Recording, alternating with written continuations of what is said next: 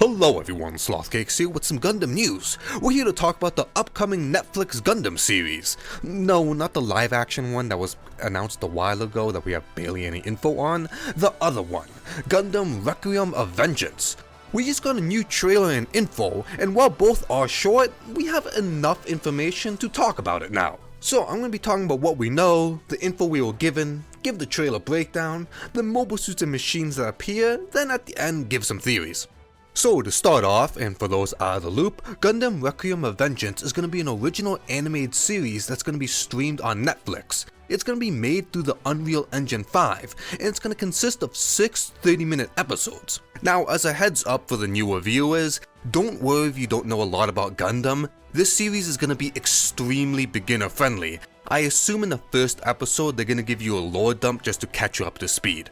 But for the quick plot summary, it's going to be through Zeon's perspective, and it's going to be focusing on our main character, Iria Sorari, and her group known as the Red Wolves. But now let's get to the trailer. So to start off, we get to see some scenery, we see some Magella tanks from the back, and see 2 Gars. Visually, I know some people were worried that it was in the Unreal Engine and it might look wonky, but it looks promising so far.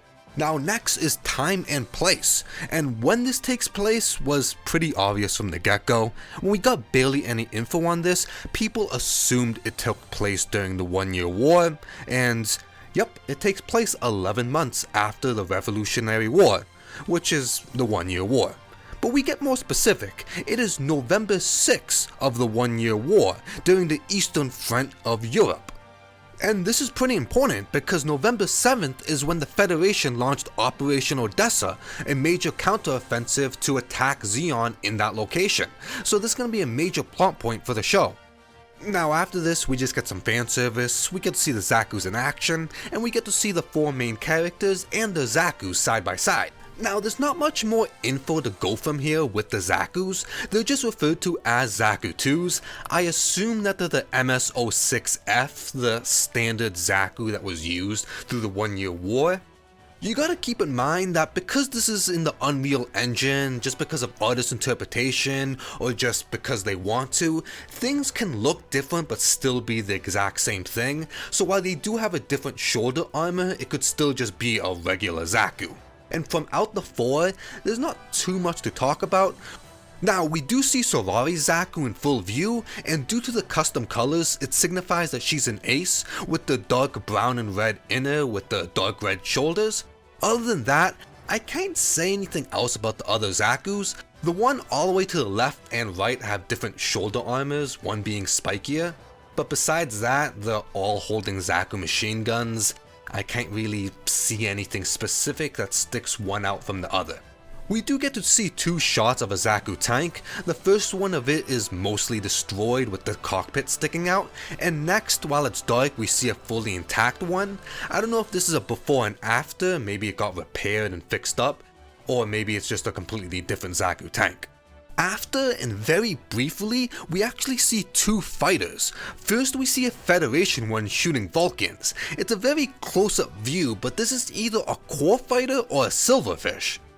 Next, for just a brief amount of time, but we get to see more of it, we see a Zeon fighter, and this looks like a DOP. However, the head of the DOP is much lower, and it looks more like a traditional fighter jet. Now this again could just be artist interpretation, however this design of the DOP has appeared before. It looks similar to mechanical designer Yutaka Ichibuchi, who has a sketch of the DOP with its cockpit just as low as shown in the trailer. But also, just as a weird side note, there is a DOP that appears in the Double Zeta manga, which also has a very similar design, with the cockpit pushed forward and a lot lower than normal. Now, moving on to the end of the trailer, we now get to talk about the Gundam, and it did some shenanigans. It got to cut a DOP in half, and while it's dark as hell in the trailer, a while ago we did get a full render of what the Gundam looks like, so we can go much more into detail.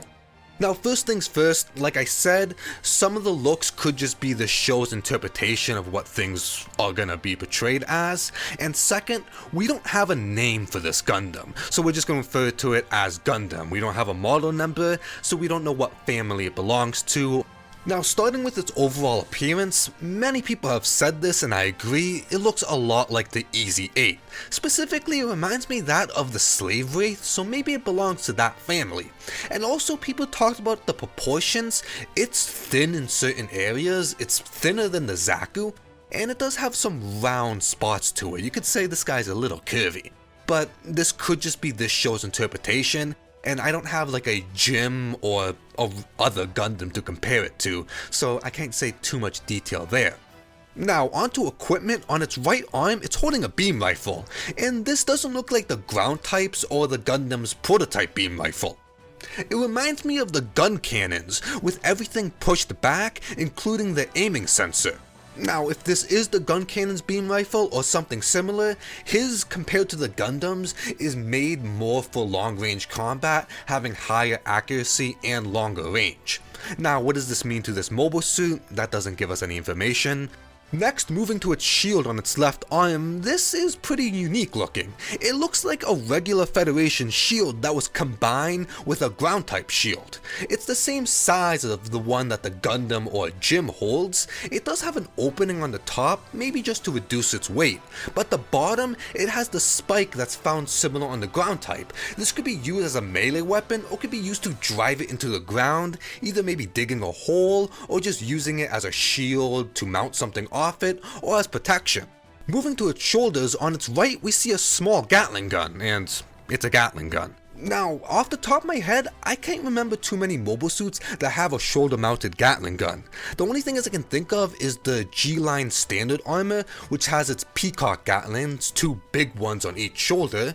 But moving on, finally on its left shoulder, it has 3 beam sabers. Now, we see it deploy one in the trailer very briefly, but this is an odd choice. Now, it's not odd to have beam sabers, and it's not odd location. The Gundam has 2 beam sabers, one in each shoulder. 3 is a little weird to have, it's just an odd number, and all of them in the same location is just a weird thing. Now, it could just be because the Gatling's occupying the other shoulder, which does make sense, but 3 just seems weird. Now, there could be complicated reasons or just really simple reasons on why it has 3. Maybe its beam sabers are special and they drain faster, so it needs 3 of them. Maybe it has a unique weapon that requires multiple, like the Drim Strikers, which has a pole arm that has 2 beam sabers at the end that can form a spear or a scythe. Or maybe, just maybe, it has these beam sabers in this location because it looks cool. And when something looks cool, you don't gotta explain shit. Now, besides all this, the only few questions I have left is the time frame it's gonna be. Is it gonna be entirely in the Battle of Odessa? Maybe it's gonna be a little bit after, or maybe we're gonna go even further in November.